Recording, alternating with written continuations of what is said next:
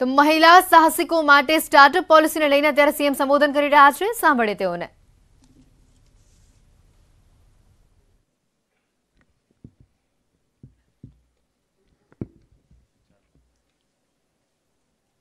World heritage city Ahmedabad ખાતે રાજ્ય સરકારના શિક્ષણ તથા આદિજાતિ વિભાગ અને ગુજરાત યુનિવર્સિટીના સંયુક્ત ઉપક્રમે હર સ્ટાર્ટ પ્લેટફોર્મનું લોન્ચિંગ તથા વિવિધ પ્રકલ્પોના લોકાર્પણ અને ખાતમુહૂર્ત પ્રસંગે આપણી સૌની સાથે મંચ ઉપર ઉપસ્થિત માન્ય રાષ્ટ્રપતિ મહોદયા આદરણીય શ્રીમતી દ્રૌપદી મુર્મુજી, રાજ્યના સન્માન્ય રાજ્યપાલ મહોદય શ્રી આચાર્ય દેવવ્રતજી, મારા સાથી શિક્ષણ મંત્રી શ્રી જીતુભાઈ વાઘાણી, આદિજાતિ મંત્રી શ્રી નરેશભાઈ પટેલ, શ્રી ડૉક્ટર કુબેરભાઈ ડિંડોર, શ્રી નિમિષાબેન સુથાર, મેયર શ્રી કિરીટભાઈ પરમાર, ગુજરાત યુનિવર્સિટીના કુલપતિ શ્રી ડૉક્ટર હિમાંશુભાઈ પંડ્યા, हमारा चीफ सेक्रेटरी पंकज कुमार, अधिक मुख्य सचिव श्री एस.जे. हैदर,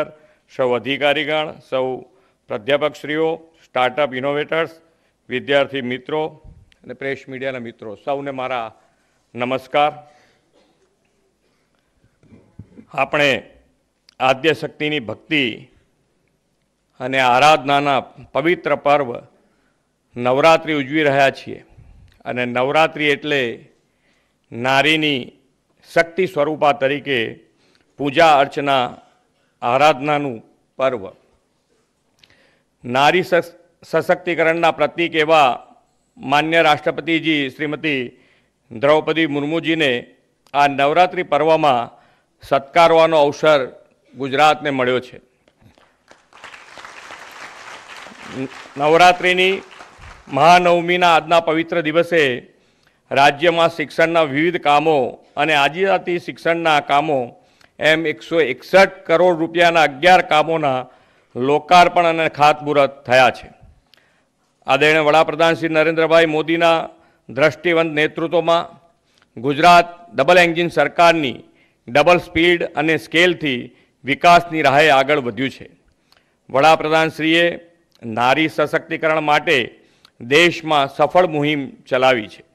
આદરણીય વડાપ્રધાનશ્રીના નેતૃત્વમાં દેશમાં મહિલા ઉદ્યમીઓને પ્રોત્સાહન આપવા માટે અનેકવિધ પહેલો થઈ છે, જેમાં સ્ટાર્ટઅપ ઇન્ડિયા અને મુદ્રા યોજના જેવી પહેલો મુખ્ય છે.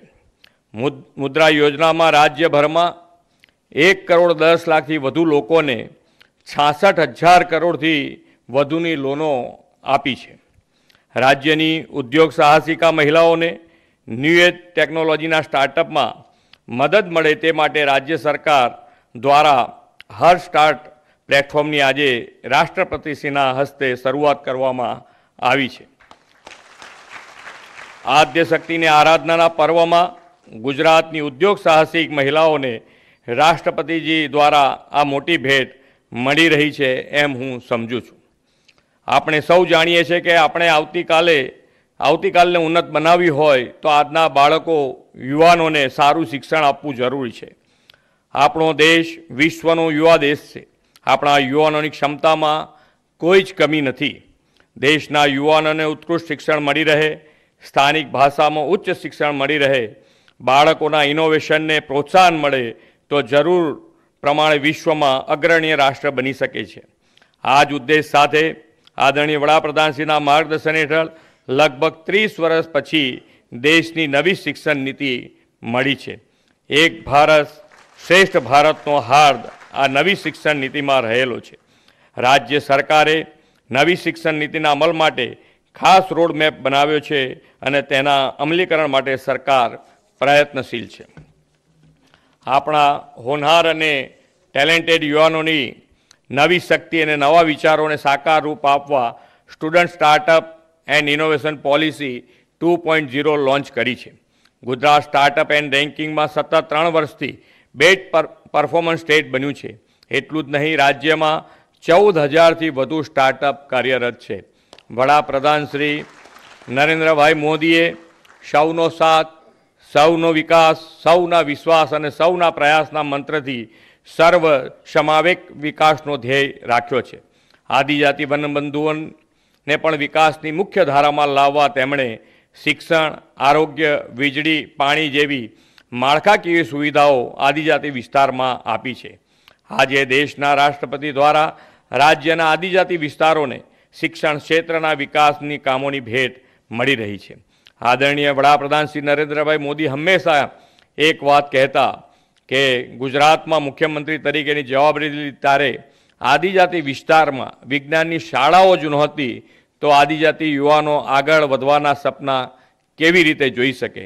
તેમના અથાગ પ્રયત્નો પરિણામે આજે પરિસ્થિતિ બદલાઈ છે.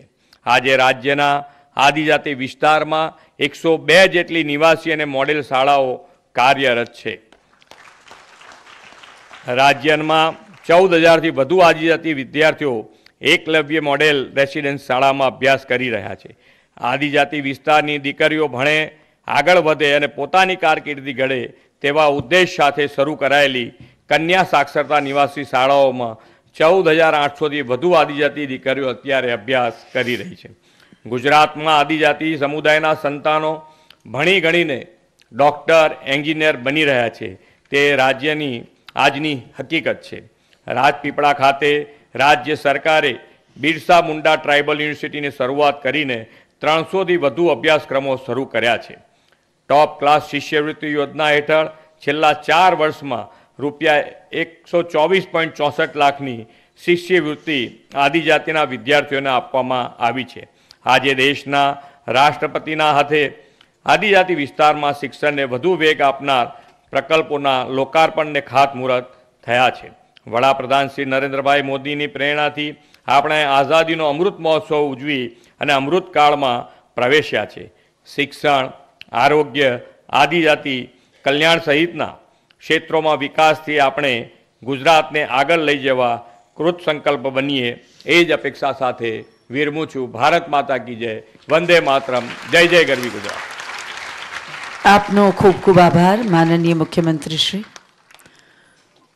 गुजरात के परम सम्माननीय राज्यपाल महोदय गुजरात के युवाओं को प्राकृतिक खेती व पर्यावरण संरक्षण प्रति जागरूक करने की दिशा में कर्तव्यबद्ध हैं. ऐसे गुजरात सरकार के फ्रेंड, फिलोसोफर एंड गाइड परम सम्माननीय आपको आमंत्रित करते हैं आपके संबोधन के लिए. सरलता, सौम्यता, सहजता की प्रतिमूर्ति भारत की आदरणीय राष्ट्रपति श्रीमती द्रौपदी मुर्मू जी,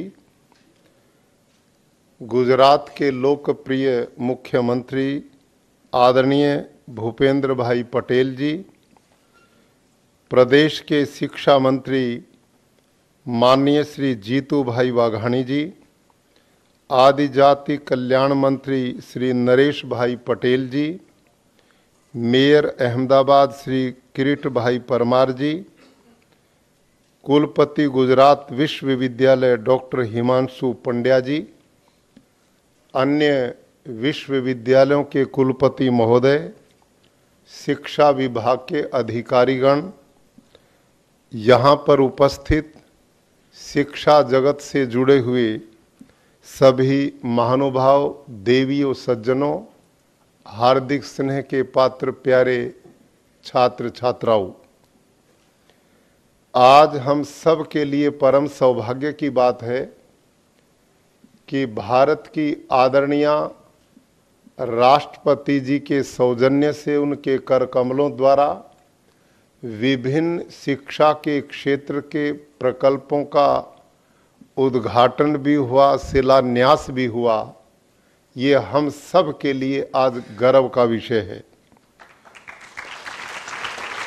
प्रदेश के माननीय मुख्यमंत्री जी ने, आदरणीय शिक्षा मंत्री जी ने शिक्षा जगत में चल रही विभिन्न गतिविधियों की विस्तृत जानकारी हम सब के बीच में रखी है और जिस प्रकार से शिक्षा विभाग ने अनेक जिलों में आवासीय विश्वविद्यालयों की स्थापना की है, आदि जाति के बच्चों को आगे बढ़ने के अवसर प्रदान किए हैं, ये भी हम सब के लिए गर्व की बात है। आज जिस विश्वविद्यालय में हम बैठे हैं, मुझे प्रसन्नता होती है कि यहाँ पर हमारे कुलपति डॉक्टर हिमांशु पंड्या जी निरंतर अनेक यहाँ कोर्सेज लेकर के आते हैं, नए नए इनोवेशन के साथ यूनिवर्सिटी को बहुत तेजी से आगे बढ़ा रहे हैं। अनेक क्षेत्रों पर नंबर 1 ये यूनिवर्सिटी आ चुकी है। तो ये सब कार्यक्रम अन्य विश्वविद्यालयों ने भी आपस में बैठकर चिंतन करने चाहिए और एक स्वस्थ प्रतिस्पर्धा। સમાચારોમાં હાલ રોકાઈશું એક બ્રેક માટે। તો બ્રેક બાદ સમાચારોમાં આપનું સ્વાગત છે અને હવે વાત કરીએ મની કંટ્રોલ પર। તો અમારી પાસે રોકાણકારો માટે કેટલાક સારા સમાચાર છે। હવે તમે મની કંટ્રોલ પર યુએસ બજારને રિયલ ટાઈમ ટ્રેક કરી શકો છો। સૌથી વધુ વ્યાપક યુએસ માર્કેટ કવરેજ માટે મની કંટ્રોલ વેબસાઇટ અથવા એપ પર લોગ ઓન કરો અને વૈશ્વિક બજારોમાં જે બાબતો છે તેના વિશે માહિતગાર રહો।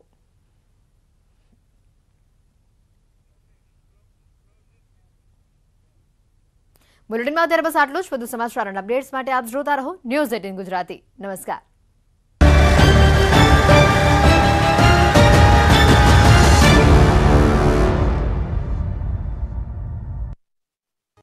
Weather report sponsored by Fortune કપાસિયા તેલ। તહેવારોના આ મોસમમાં ફ્રેશ ખાઓ, હેલ્ધી રહો।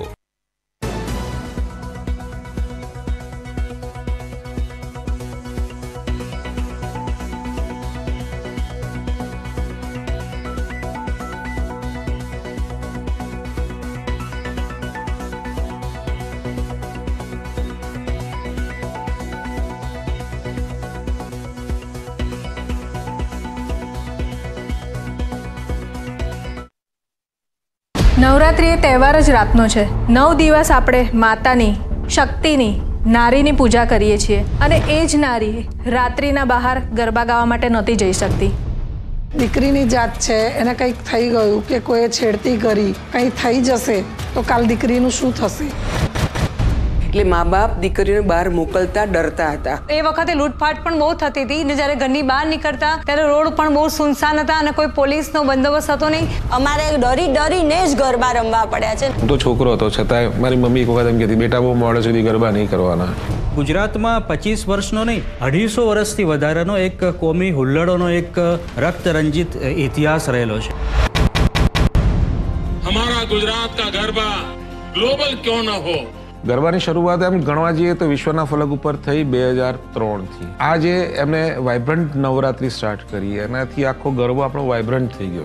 સૌથી પહેલા નવરાત્રિને ટેગ નરેન્દ્રભાઈએ જ આપ્યો કે world's longest running dance festival, જે એક સ્તર એક લેવલ ઊંચું આવ્યું એમ એટલા માટે લાગે છે કે સરકાર પોતે આ નવરાત્રિમાં ઇન્વોલ્વ થઈને ગરબાને એક રાષ્ટ્રીય આંતરરાષ્ટ્રીય સ્તર સુધી લઈ ગઈ છે। ગુજરાત મારી દ્રષ્ટિએ દેશ જ નહીં દુનિયાભરમાં એક માત્ર એવો પ્રદેશ હશે જ્યાં રાતના 12 સુધી બહેન દીકરીઓ છોકરીઓ ગરબા ગાઈ શકે। નરેન્દ્રભાઈ શક્તિના ઉપાસક છે।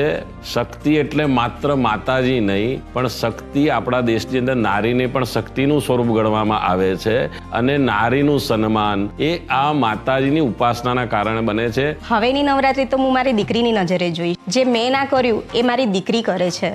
જે મને પાબંદીઓ હતી એટલી જ મારી દીકરીને છૂટછાટ છે। અમારા મા બાપને જે અમારી ચિંતા હતી એ ચિંતા અમારી દીકરીઓ માટે અમને નથી। એટલી સુરક્ષા છે કે એક નંબર ડાયલ કરો અને તમને ચારે બાજુથી મહિલા સુરક્ષા મળી રહે। દરેક જગ્યાએ પોલીસ ઊભી જોવા મળે। હવે તો એવું છે ને કે નવરાત્રિમાં ગરબા ગાવા જઈએ ને તો બીક પણ નથી લાગતી। દરેક જગ્યાએ CCTV સિક્યુરિટી પણ છે અને ક્યારે કોઈ પણ પ્રોબ્લેમ થાય તો તમે 181 નંબર ડાયલ કરો ને તો મહિલા પોલીસ કર્મચારી હાજર થઈ જાય છે। અમુક મહિલા કોન્સ્ટેબલ્સ ચણિયા ચોળી પહેરીને બહાર ઉભેલા હોય છે કે જેથી ઘણા રોમિયોઝે ઇન્સ્ટન્ટ ત્યાં એમને સબક મળી જ જાય। ઘરની બહાર જેવો પગ મૂકે જાણે સલામતી મારી પાછળ ફરતી હોય ને એવું લાગે છે। ગરબા પતાવીને બધા ફ્રેન્ડ્સ મળીને કેફેમાં જઈએ છીએ અને શાંતિથી એટલે જ બેસી શકીએ છીએ કારણ કે અહીંયા સલામતી છે। ચાંચડ ચોકનો આપણો ગરબો આજે તો જગતના ચોક સુધી પહોંચ્યો છે અને હવે તો એ ગરબાને યુનેસ્કો દ્વારા વર્લ્ડ હેરિટેજ ઇવેન્ટનો ટેગ લાગવાની પણ તૈયારીઓ છે. અત્યારના એ પરિસ્થિતિ અમને મળી રહી છે કે તે બહુ ફ્રી માઇન્ડથી લોકો મસ્તીથી નાચે છે, ગાય છે, ઝૂમે છે અને એન્જોય કરે છે.